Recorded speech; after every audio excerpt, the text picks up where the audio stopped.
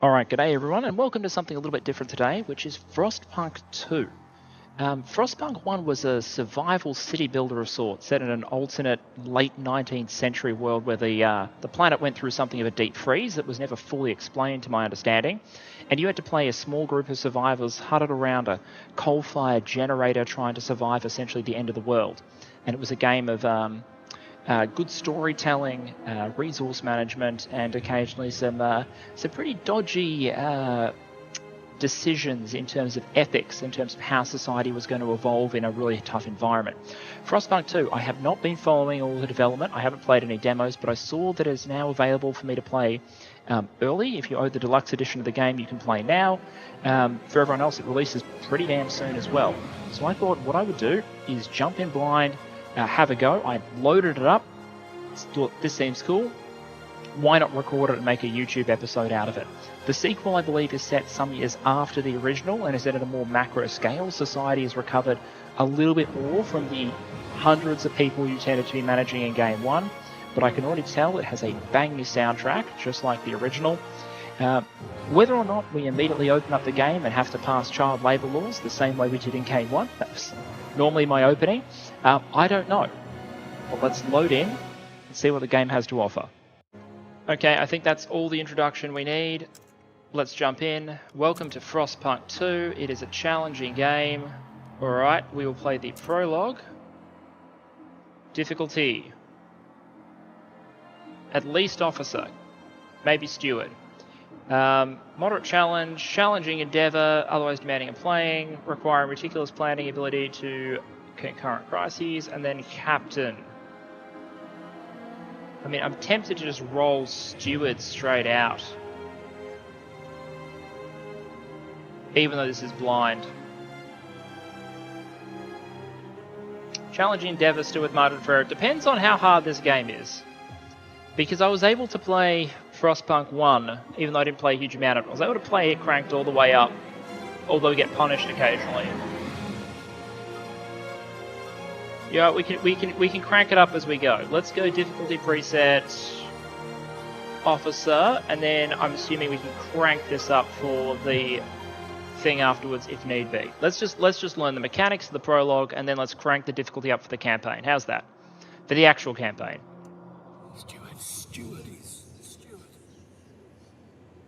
Creepy. As I expect, it is Frostpunk. Press any key to begin.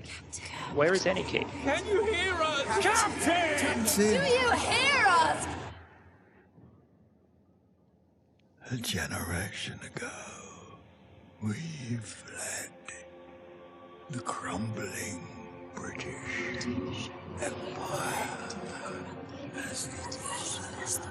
So that was game 1, where you were a small group of survivors fleeing from the remnants of the Empire. I'm guessing this guy is one of the last. I held New London. Oh! Maybe this is our character from game 1, the captain. United. So it all goes to shit now that we died. Or retiring, presumably. Something like that. So 30 years have passed. That's my city. Or something like it anyway. The world around us. But the world He's dead. Empty. right for taking.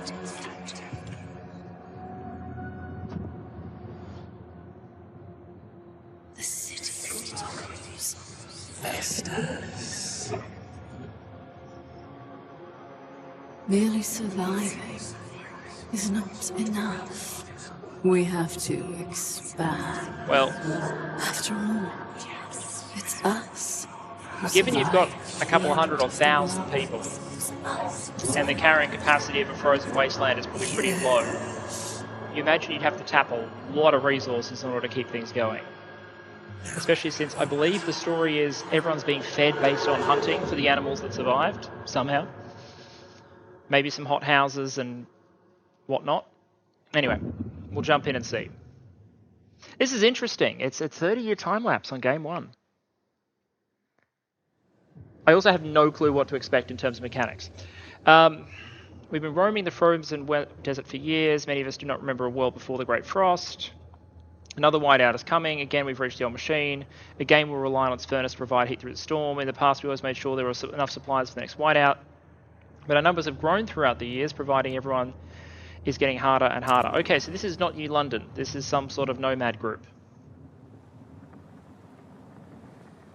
So I don't get to see New London straight away, if indeed we get to see it. New London was the main city from the main campaign in Game 1. I'm not sure if I'll ever feature Game 1 on the channel. I don't know.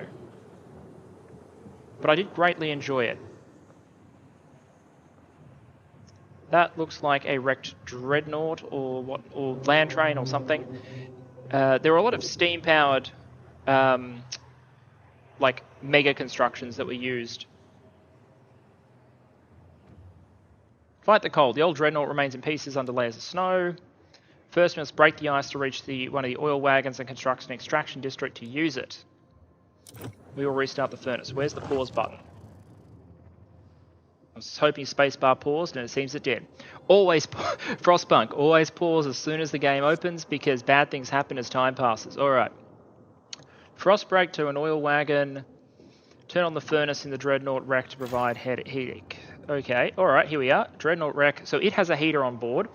In Frostpunk, everything is very cold, as the name suggests. I have it set to measuring in Celsius, so negative 20 degrees C is negative 20 degrees Celsius, so 20 below freezing.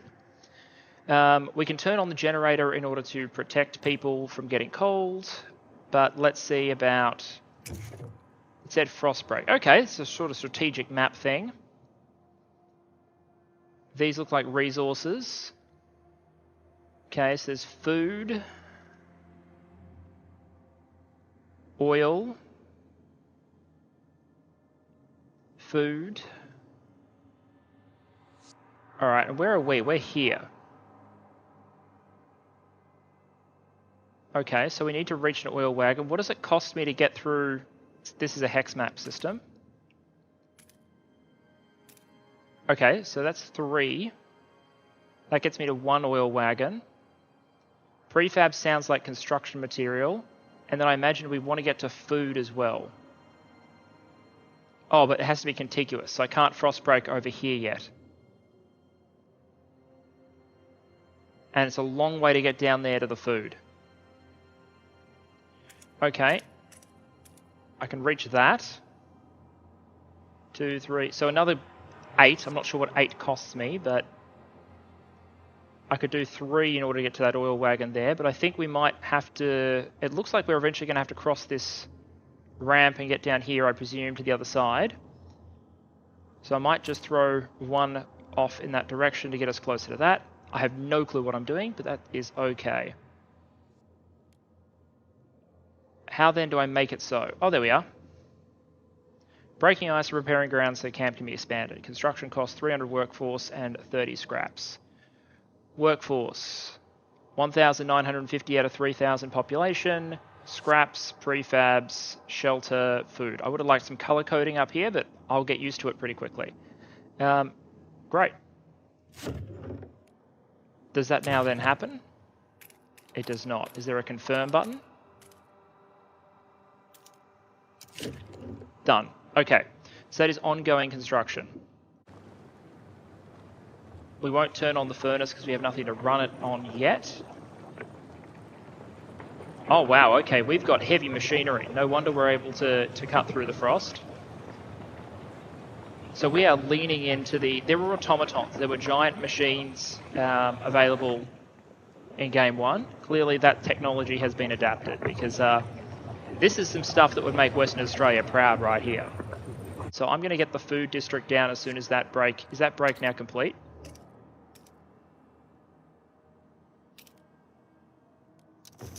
Okay, let's get that food district down.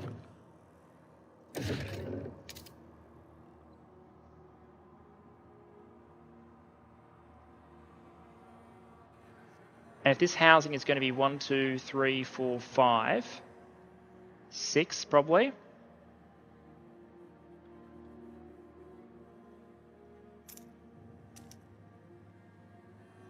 I mean, this will be something like this. So let's get that ongoing district construction going. We're now at 12 scrap. How much do we need to get the...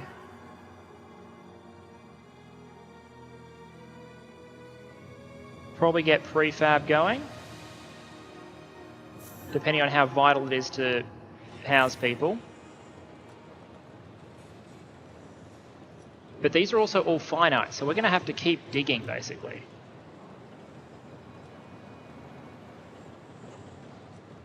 But I'm not going to run the heat until I have oil coming in. That's saying not enough okay, so I've designed that badly. These are the things we're going to learn. These are the things we're going to learn. How much does it cost to frost break? 30 scrap, 300 workforce, not a problem. Because we need to get to this oil wagon anyway.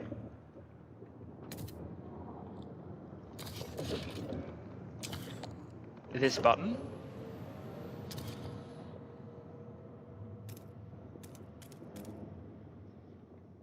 So that'll create room for that district. This will create room for this district.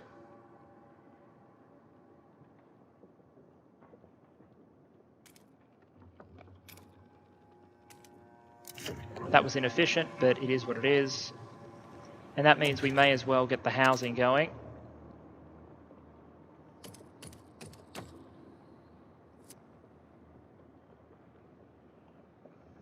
And let's just hope we don't get any more people. Okay, food is at -15. Is there a way to make this go faster? I don't know, but we're oil extracting, so let's get the generator on. Housing district, generator. Alright, light that fire. So we are now positive on heat. Furnace is on, we have oil to cover basic needs. Cold will affect our people once we have shelter, housing.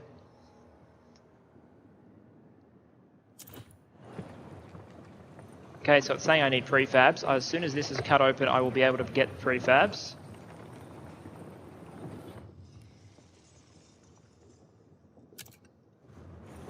So this is just telling us that there is oil in them thar hills, which is exactly got that. So now we just need to wait for 60 scraps. I'm concerned about the fact people aren't eating.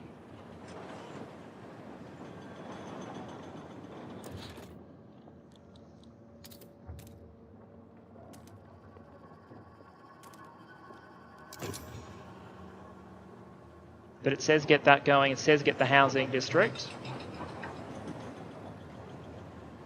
And then we're probably going to want to... Cold notable, disease minor, minor hunger. Yeah, I get you.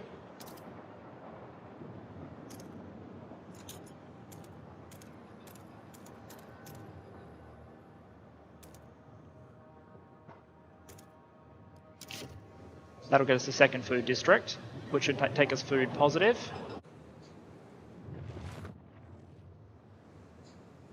Alright. We should now have the resources required for that food district. We've established some heat and shelter for our people. We must now turn our attention to the incoming whiteout. We must frost break small patches of fertile soil suitable for growing food. Then we must store it in easily accessible depots. We must move quickly to see no one starves. We must now stockpile as much food as possible. Alright, I'm working on that. I need to build a depot, it sounds like. Food stockpile hub. 80 prefab and 50 scrap. Alright, well, we're not solving the housing problem. We've been here so many times, the soil is depleting. A couple more and there'll be no points in directing the hothouses. There'll be nothing to grow food on. The yield is so low. Either we pull emergency shifts or tighten our belts. Otherwise, there may not be enough for everyone. Consider asking the warranters to tighten their belts or instill emergency shifts in the food districts.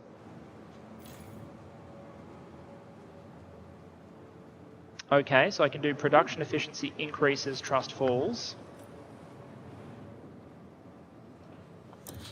I'm not sure that's actually a problem. Where's my discontent bar? There is no... So in the old game, they measured how much people trusted you and how much people were pissed at you. And they were separate things. And the answer was always keep them at a level of pissed just shy of the maximum. Sick and injured.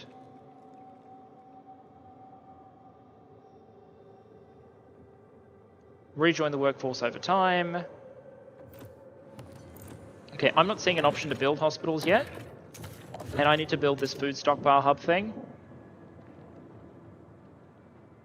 And I'm going to build it in this one spot between... I mean, does it matter?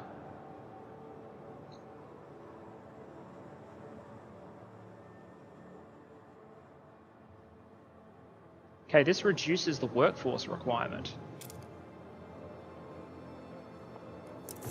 Cool, so if I build stockpiles around the production location, I reduce the workforce requirement. That's nifty. Very handy to know.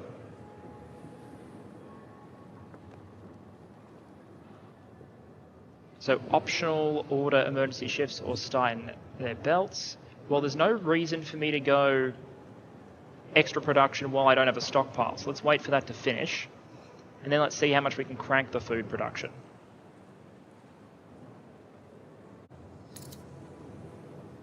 Stockpile's ready in 190 weeks at current rate.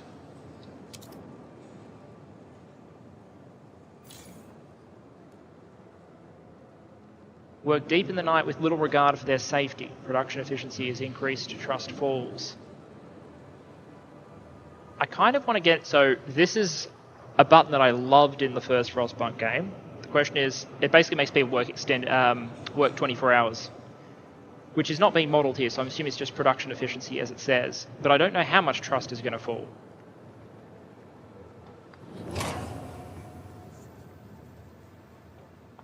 Tolerated from trust.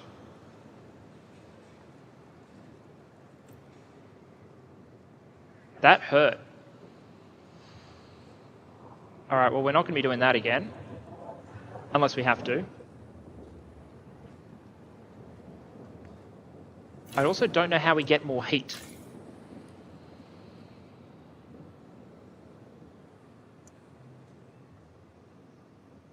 Okay, so the overdrive will give us more heat, but it's temporary, and it uses more fuel anyway. Okay. This says stockpile 25,000 food, and we can only fit 24,000 in the current stockpiles, but I'm not in a rush to get that filled. Let's get materials extracting, because that'll cure that negative.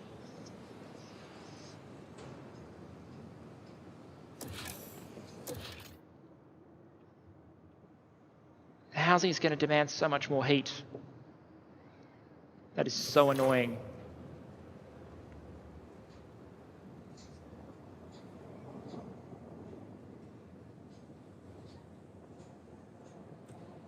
Now, the heat demand is being decreased by the fact the housing districts are sort of huddled together.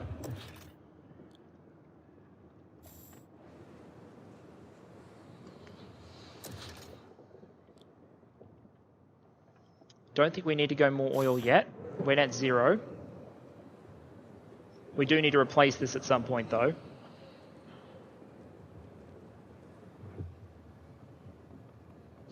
Two registered as sick. Yay.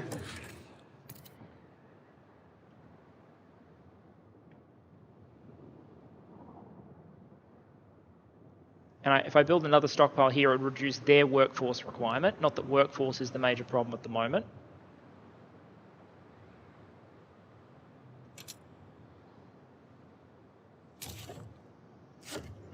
Frost break. Do I want even more food?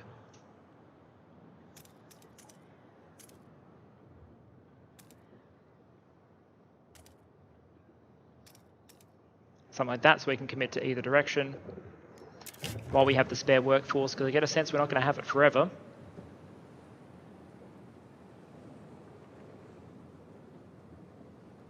And this is the Frostpunk, classic Frostpunk feeling, where you're always negative on something, you're balancing the decisions. Eventually you get your handle on it, hopefully, but there's never a guarantee. I think I do eventually want to build this extra housing district. But the prefabs will have to wait just that little bit longer.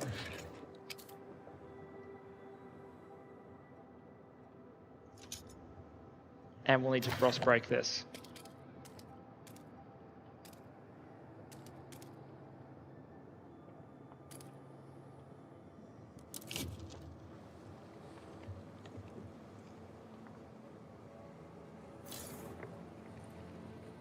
Total output is plus 150 on the materials. That's a good thing. Some of our people are frozen to death. Okay. So, yeah, the housing... Do housing. This is what the prologue's for, learning how punishing the new system is in various ways. So, unhousing at negative 20 is lethal. I wasn't sure it was going to be lethal, but it is. I thought they would just huddle, you know, couch surf, something. Apparently that's not a thing, even a survival situation. People gotta have their personal space, you know, even if it costs lives. Frost breaking almost complete. Housing district.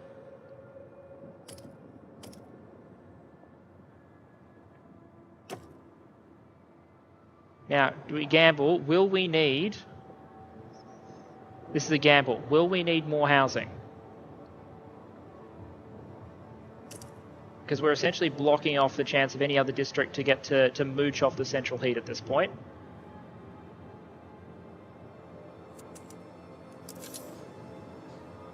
We're gambling that this is going to be enough housing. And that we're not going to find a bunch of survivors. But that's okay. We have spare workforce still. What we don't have is heat. I just have no way to generate more.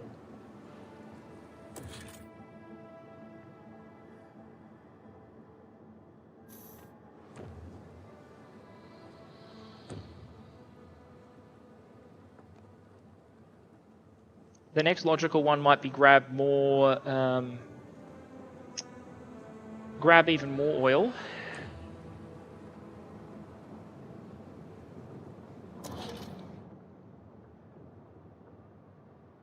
Because going positive on oil will mean we can overdrive to at least lower the heat deficit a little bit.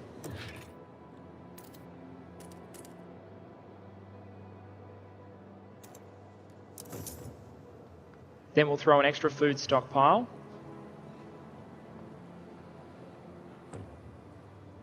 And maybe an additional food production location. Temperature is going to... Here we can see the temperature indicator on the right. Temperature is dropping by 10 degrees soon. That'll be unpleasant. Whiteout.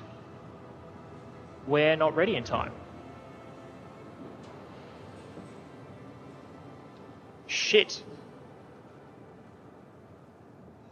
That I did not understand. I did not understand just how desperate the situation was.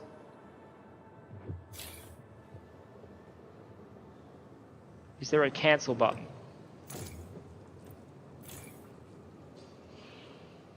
I'm not sure there is a cancel button. Alright, everyone's growing food. Everyone is growing food.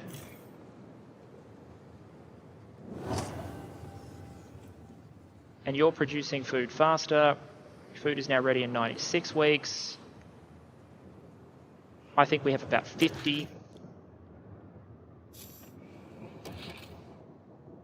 This thing needs 140 bloody prefabs. Mysterious symbol. One of our frostbreaking crews uncovered the frozen remains of a man in tattered uniform. His shoulder pad reads New London Scouts, 3rd Platoon. That's my city. Bears an obscure insignia. Some of our elders claim it belongs to a military organisation. Others argue it has religious connotations. Oh, cool. Okay. This is presumably letting us tell the game what happened in Game 1. So in Frostpunk 1, as the city evolved, you could choose sort of a purpose or a way to maintain order in your city. Either you could embrace religion or order and patriotism, basically. And then you could choose how radical you went down that line once you chose a line. From memory in my playthrough, I think I went order and then refused to do anything bad with it. I basically went... it's like, I did some really controversial things, like had law enforcement in a human community, but I didn't have like propaganda or any of the more intense stuff you can have. So I'm going to say order, and then hopefully when we find New London, things haven't gone off the deep end. They will probably have gone off the deep end, but that's the path I picked. Shelter is positive, food is positive, materials is positive. Oil is going to be positive, which means we can make heat less negative. Heat surplus.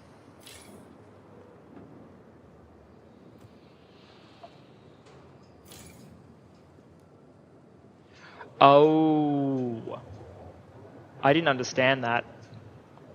All right, so there's another learning experience. The generator was firing, but rather than consuming a static amount of oil, it dials up and down based on your output. And when I increased oil output, heat output increased to surplus. Well, now we know how to not lose people right in time for the temperature to go down. That's a good thing. Ooh, prologue, and I'm already on the clock. Classic Frostpunk. Into the black, burying the dead. We mourn those who have recently passed. As is our customs, we will take them to the oil pits, gently lower their bodies into the thick blackness. The fuel that keeps us warm in life likewise preserves us in death. Death also erodes trust in our leaders. Without trust, there is no future. Okay, so we lose trust every time. Trust is not regenerating. And this is toggleable.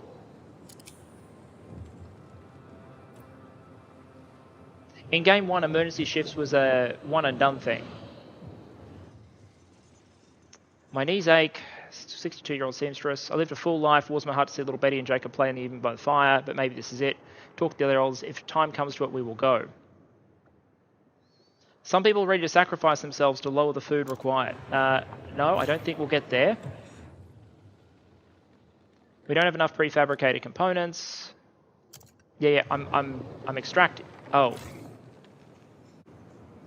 That is empty. Okay, let's demolish that.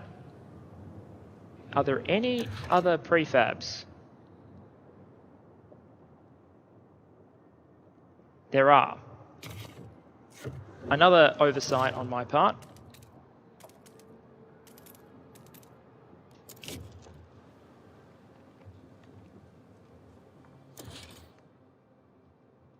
That's going to cost 70 prefabs. So I really hope that when we demolish this, we get resources back. Seal colony can supplement our food production.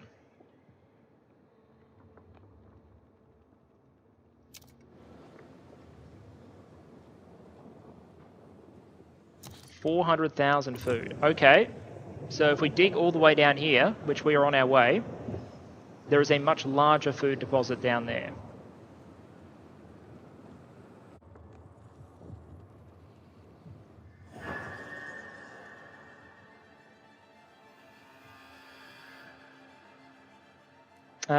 Okay, elders have volunteered to walk into the Frostland.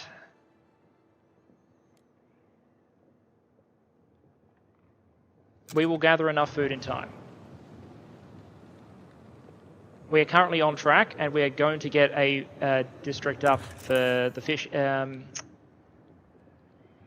food. We just need 140 prefabs. Always more prefabs. All right, 4 weeks, 3 weeks. Temperature's about to drop again.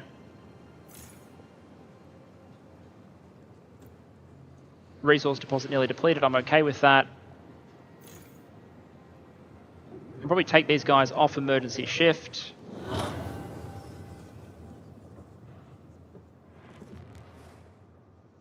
One. Food secured. Now we wait. Workers will make some last minute preparations before the storm arrive. We should try and keep our people warm for this time. Now we wait. Oh, that's right. Oh, okay, so the whiteout moved up when that happened.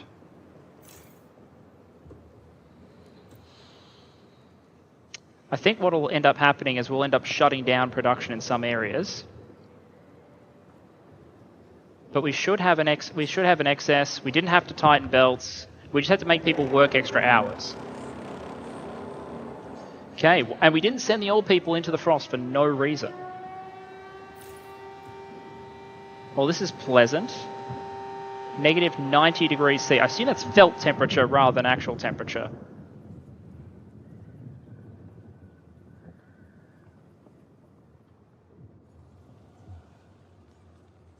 The Wanderers were ready. Everyone was thankful we acted fast and gathered enough food in time. The miracle of the seal colony strengthened our hope the journey will lead to a promised land. Our elders have added this story to our great tales, alongside warnings about a sinful city that still pumps smoke into the sky. We survived. We survived the end of the world.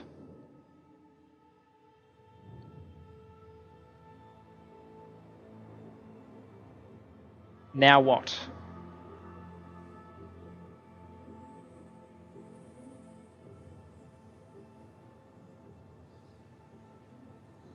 Now you stop saying shit about my city, my new London. I put a lot of effort into building it in Game 1. These people are talking about a sinful city? Nah. My city was positively boring from memory. Is this it? Here we go.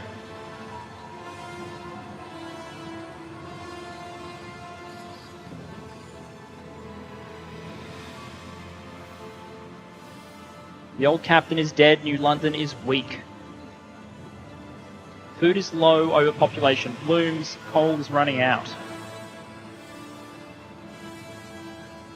People yearn for a future worth dreaming of, but is it the same future for all?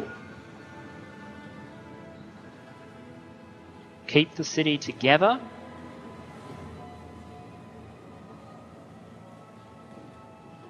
Or hold its hand on its deathbed? Very morbid, thank you.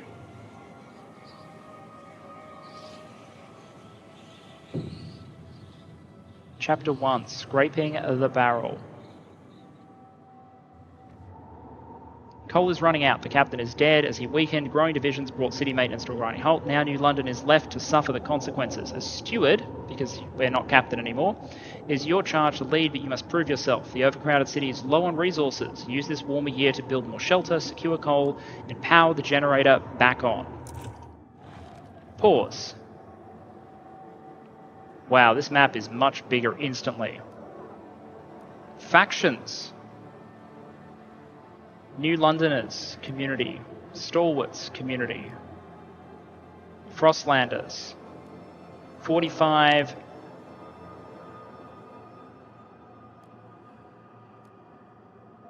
Okay, so the Stalwarts... Okay, I have been staring at this screen for a while now, and I can already tell this game is going to be a bit of a treasure, or maybe a torture for those who really like to optimize, because of the number of interlocking choices in terms of managing the population, but also in terms of where you build, how you build, what terrain you clear, how you tessellate. Let me explain what I'm talking about. Frost breaking, so where you remove some of the snow so you can build a district on a location, clearing these hexes is a resource expenditure and not a small one. Requires workforce, also requires heat stamps. We start with 500, it costs 30 per 8 hexes that you clear. So what terrain you clear really matters, and then the shape you build things in really matters. Because as you can see, if we, for example, place housing districts down here, that's plus 20 heat generation. So we don't need to send as much heat from our central generator to heat a district because it's partly sheltered. They also get protection, it seems, from being built next to each other. We saw that earlier. So if you want to build a heat-efficient city, you're going to need your districts to interlock with each other in a really efficient way, while also covering some of these things like resource deposits and shelter. So I imagine players are going to have a really good time figuring out optimum patterns at higher difficulties where the game is presumably less forgiving. But let's just approach this from first principles. I don't know exactly what the challenges are going to be, what I'm going to need in what order, etc. So just first principles. I clicked on the various factions. They're split into belief systems. The New Londoners believe in technology, progress, and the Frostlanders believe that humanity needs to adapt to survive in the cold. So we're not going to rely on technology, we're mostly going to rely on humanity adapting to conditions. The New Londoners will adapt the conditions to humanity. And in the middle we have the Stalwarts, they're the smallest faction, and they're the Order faction, philosophy of the first game. They have 3 beliefs: reason, merit, and progress. There are a number of interactions we can have with them. One of them is raise funds, where they like you a lot less, but they give you lots of heat stamps depending on how many of them there are. So, here's what I'm thinking. My approach, first principles, in these sort of titles is always the same. or at least it was in Frostpunk 1. If you have a choice between making people happy now, in order at the cost of resources, or gathering additional resources so you have more resources later and making people happy later, you always choose the latter. Invest early, that's when you get the highest payoff to your resources, and later on, basically you get forgiveness later rather than keeping people happy all along. I'm happy for them to be as annoyed as can be without actually losing the game. That's the Frostpunk 1 philosophy. They may not like it, but you do what's good for them in order to keep them alive, rather than to keep them comfortable until they die because you run out of resources. So, what we're going to do is a little bit of manipulation. I'm going to ask for funds from the New Londoners, because we started with 500, now we're at 700. Raise funds from the Frostlanders, 923, and now we're going to engage in a little bit of double taxation, because I've noticed that if I promote the Stalwarts, more people join the Stalwarts, like a lot more. We can mobilize enforcers, which gives us additional guard squads. Don't know what they do yet, but may as well. Free resources. And then more people have joined, which means more people contribute heat stamps. So at least some people have joined the Stalwarts and will then engage in some double taxation. And we've more than doubled our starting heat stamps. Fantastic. So some people have left the Stalwarts again, but they're still larger than when they started. That's fine by me.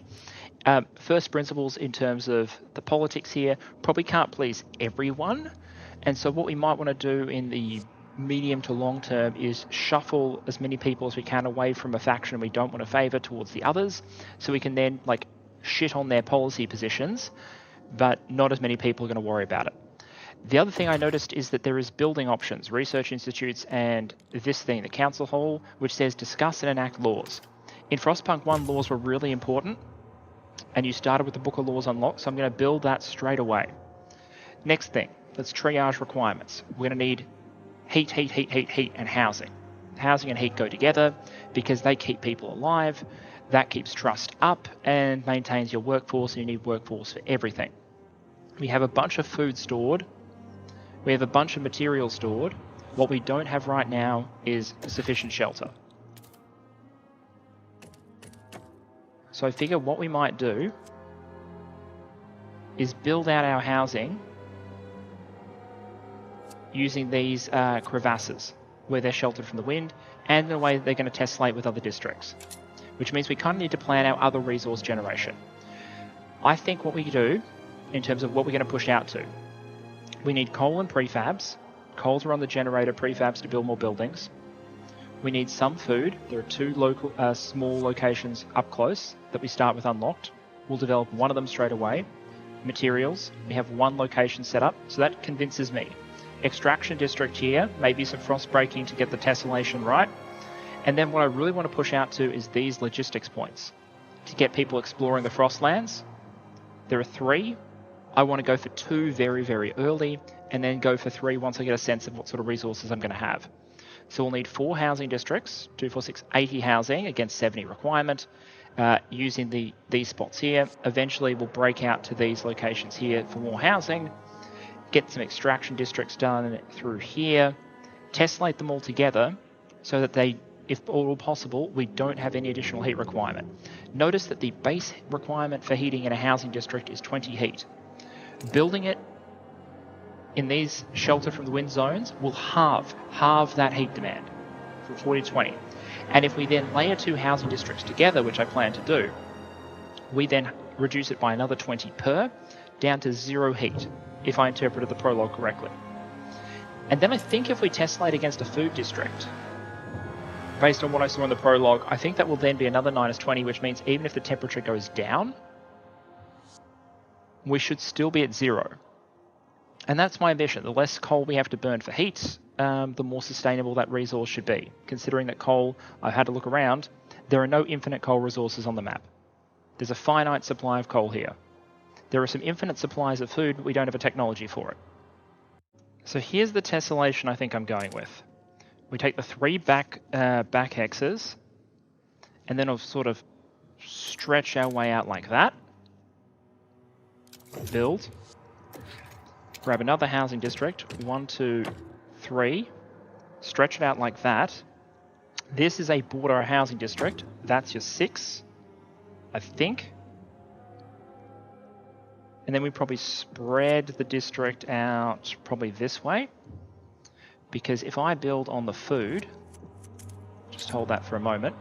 If I build a food district like that, in fact, I may even build that. That's my snake.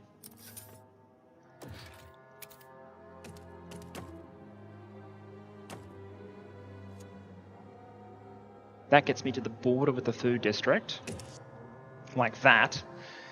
And then I know districts can be expanded by making them slightly larger. So if we then expand that district, we can close out the snake and have a border with the shelter, the housing, and the food district. So that should hopefully be some nice, warm, cozy housing over there. And that'll be 40 housing initially, plus we can do a small expansion. We'll need to repeat the process over in the other direction. So let me just think about how I'm going to tessellate that. But I think it's going to be the same basic premise. Probably the 3 forwards, the 3 backs, and then stretch the housing out in different directions. So maybe, like I said, this is something that people are going to be learning by probably something like that.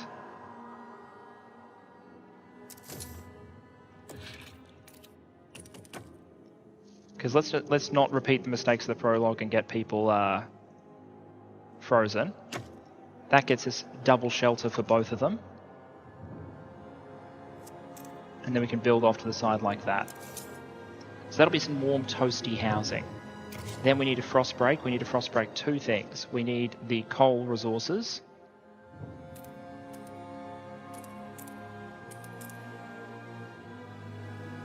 And probably break up towards these ruins up here, plus we want more coal down there. So how we're going to want our coal district, the question is how we're going to want our coal district shaped. And the answer is we're probably going to have to break all of this down, because we want to get down there, we want to get up here, but that's a good start. And then we can do a second break and then build the district. Comfortable with that. We also want to frost break towards the logistics point. This looks like the closest sector. Although we also want to be able to bridge off into there, so it might actually be better. Because that'll also get us in range, plus also put us in range of these, better put us in range of materials.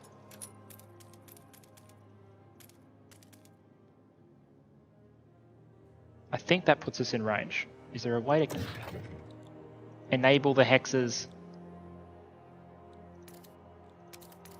I would love to be able to see the hexes.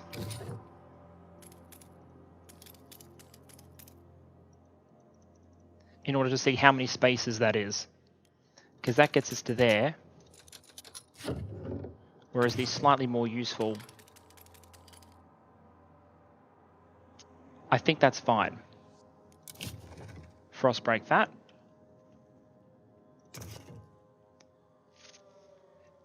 As for the logistics down here, what we'll do is we'll break this way. So we won't have to, we'll use the effort we're using to unlock the coal to also snake the logistics depot. So we'll be slightly slower in getting that one up, but we will get it up. Next point of logic, prefabs. So we're going to want extraction districts that sort of border onto each other.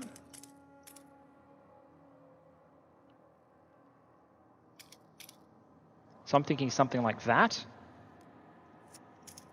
Even if it means we have to demolish and reconstruct later, at least we don't have heat demand in the here and now, which is when I'm most worried about it. Something like that. That gives us a full heat border. That's efficient. We still have a lot of spare workforce, but I'm also worried about not blowing all of our money straight away. So we might wait for some frost breaking to kick in. We've got 1 food district, all the housing going up. Let's let some of that build. Then we'll frost break further in this break further in this direction and this direction. Eventually we'll want to cut up to the northeast, but 1 step at a time. Game's telling me about heat stamps, which I'm aware is a resource. Building is about to finish. Council gathers for the first time. We can vote on new laws. Fantastic. Steward. Anticipation fills the air as the council opens. The captain ruled with a firm hand for years, but those times died with him. Now the communities of the city want their say. Ugh, dangerous. Because people will vote for comfort over survival. These stalwarts maintained order on behalf of the captain and adhered to what they claimed was his vision for New London. Progress, merit and reason. The New Londoners and Frostlanders clash over our survival strategy, though neither has a firm stance on economic or social issues. Then there are those who view the stalwarts with contempt for their role in New London's history, but they keep to the shadows for now. Based on your handling of the coal crisis, the first decision is whether you should remain steward. A vote of no confidence. Oh, this is cool. Alright, so we're barely surviving, but we have made a nifty parliament building. Priorities. When you return to the council in future, we'll be able to propose new laws. For now, a special vote needs to happen. The new communities in New London have to accept you as their leader. Be careful if you fail, this will be the end of your rule. Vote of confidence. 24 in favour, 12 against, 64 hesitant. I'm assuming this is simple majority. There's a guided voting button here. Cannot be invoked because the law must be enforced. Okay, so that sounds like something we should get. Managed democracy. For a survival situation.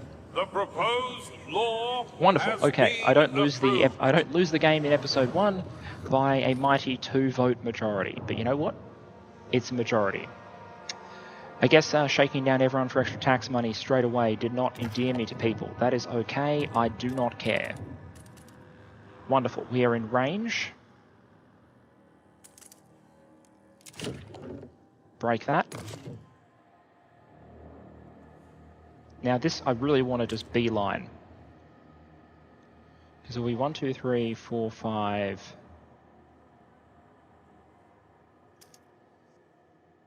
like something like that, and then tessellate it out that way.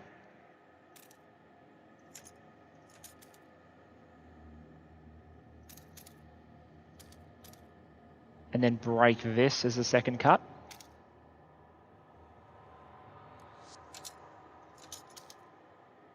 Yeah, I think we break all along there as an extra cut, just to get closer in the midterm. So there we are, we'll set that to break.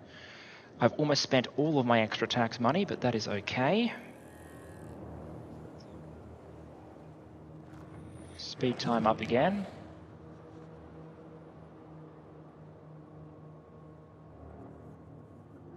I'm aware we have a lot of wasted workforce. There we are. Okay, districts are up. Housing has gone positive. Food is still... we have some production now at least. Material is temporarily in surplus. That's nice. Can I slow down extraction? There we are. Like a small negative, because I don't want to extract resources that aren't going to stockpile. Consumer goods are unfulfilled. I think that's just affecting income. I don't care about consumer goods straight away. Let's get everything else working first. People will not die because of a lack of stuff. Let's focus on food, shelter, heat, etc. We can get an extraction district going for these coal deposits. I think we shape it like that. And we should probably get some overlap with the extraction district up here, which will give us some heating. It'll also let us turn on the generator. Because right now we're at 110 heat, and that is not acceptable. And as soon as this breaks, we'll build a second coal extraction district, and that'll let us turn on the generator properly. Okay, braking is complete. Logistics, which is our scouts. Bingo. Break that, that'll be logistics 2.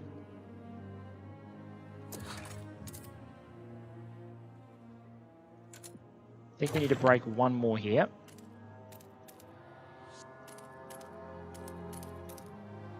Like this. Then we'll get extraction district 2 going. And then what else do we need to do? In order to get research, I checked this.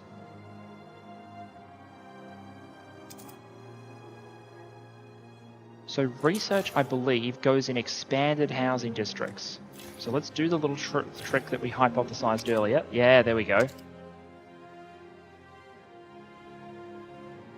We can put three slots, so to speak.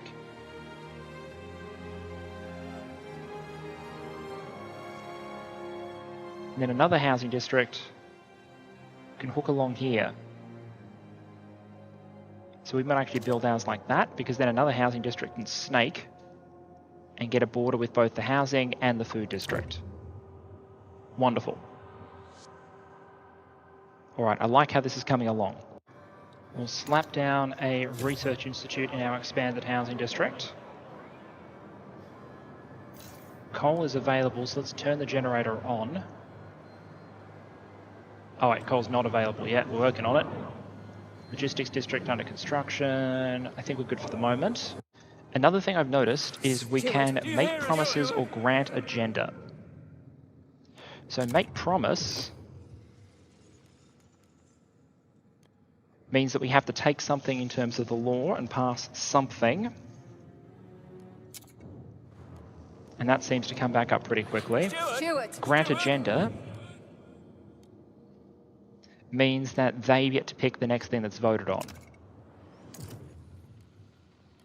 So we'll wait till the 4 weeks are almost up, and then we'll see what we can do in terms of optimizing that. But ideally, I would like to promise people something that I would like to do anyway, and then immediately do it.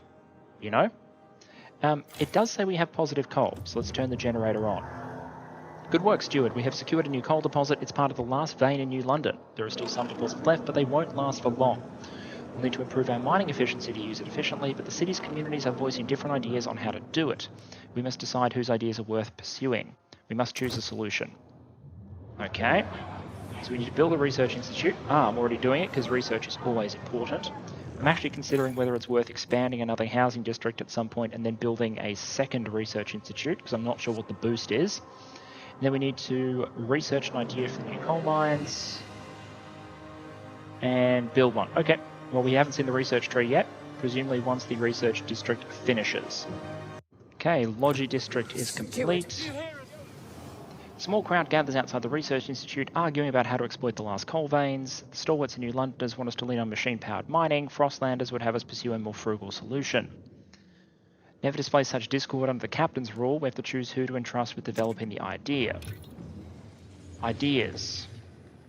Different communities may propose different answers to the same issue. Well, that makes sense. Okay. Oh, wow. Oh, wow. And there's a bunch of concealed stuff off to the side. We have, wow, okay, we have a lot of technologies here. And I have no bloody idea what is important. I haven't read them all. I won't read them all right now. The game is saying I have to complete a coal mine idea. I'm not sure how much pressure I am. Under Frostpunk 1, ignoring the mission was sometimes worthwhile.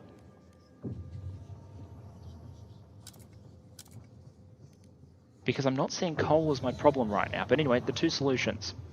Frostlanders want dust coal mines, mining operation where residual coal dust is sucked up and compressed into briquettes to maximize resource. 400 workforce, 150 output, diseases increase, 20 material demand. Or blasting, okay, they're both the same. Blasting coal mines. 300 workforce, 180 coal, squalor is increased, 60 material demand. I don't like that, and I don't like that.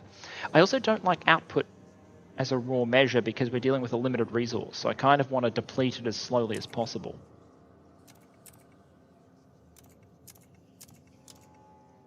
I also like the reduced... I'm tempted to go with the Frostlander idea. The question is, will anyone favour... Oh, what's this? Oh, so we're in the Frostlands now. Okay. Population, many... Okay, so many of our residents have been in temporary shelters around a small hot spring. They wait for conditions to improve enough to return home. Let's bring them back. We'll build houses for them. And then we have regions. Okay, these require 20 teams.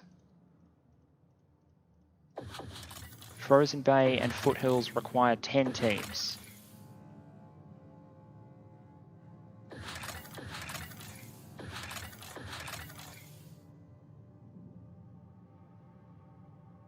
Alright, let's launch an expedition to the Frozen Bay, and as soon as our second logistics district is up and running, we can go a second team to the Foothills. I think each logistics district gives you 15 scout teams. We don't have the workforce for frost breaking right now, but as soon as those extra workers arrive, we'll see how many there are and whether we need more housing or not. because I can always expand a housing district if needed. Do it. People gather around the generator tower as it wakes with a thundering shudder and bestows heat yet again on us. This is our heart of the city, our last line of defense against the cold, our first hope for a future, any future. Stuart, there's a couple who says their first child, a daughter, was born at the exact moment the generator sprang to life again. They call her Little May. They ask you to bless her. You gave us hope back. Thank you. Thanks to you, our child may have a future ahead of her. Very well, Lily May. And all right. I think as an episode 1, as a preview to show up Frostpunk 1, that's probably where we're going to leave it. We've got the basics done. I said we had the basics done. Looks like we are going to need another housing district. But we temporarily had everyone housed. We show off the district system. We did some frost breaking. We got the generator relit. We're into the Frostlands. We've got scouting happening. We started our reign the only way you can with a massive tax increase, which has given us a little bit of money to work with. Not a huge amount, but we'd be broke to the tune of negative 200 if we hadn't shaken everyone down. And next episode, if there is a next episode, I just wanted to show the title off because I love Frostpunk 1. If it does return, what I would like to decide is which faction we're going to try and stomp down on and which one we're going to give their way, both on the initial decision and just in general. We have a council opening up for a new law vote and law choice in a week. We have a technology research decision that we have to make pretty much right now so we don't waste any research time. So the decisions have started strong, and if this is a Frostpunk game, I'd expect them to keep coming and get increasingly more difficult and morally complex as the game continues. This has been Frostpunk 2. I hope you enjoyed the diversion, and I'll be watching the reception closely. So this has been Frostpunk 2. I hope you enjoy. I'll be watching the comments and the reception closely. The game releases for everyone, I think, pretty soon. I just got a early access because the deluxe edition had a 3-day early unlock. Hope you've enjoyed, and I'll see you again soon.